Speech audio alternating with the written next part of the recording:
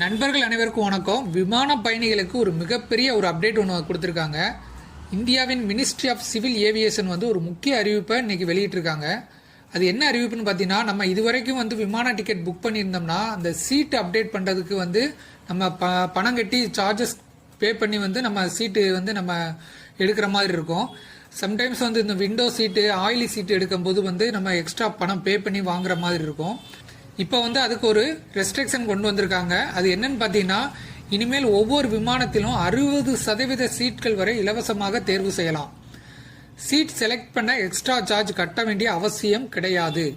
அது மட்டும் இல்லாமல் ஒரு புக்கிங்கில் பயணம் செய்யும் குடும்பங்கள், அதாவது ஒரு ஃபேமிலியா டிராவல் பண்றவங்க, குழுக்களா போறவங்க அருகருகே அமர தேவையில்லை.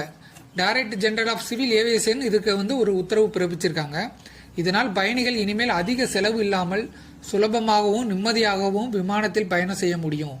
இது பயணிகளுக்கு ஒரு பெரிய நல்ல செய்தியாக பார்க்கப்படும்.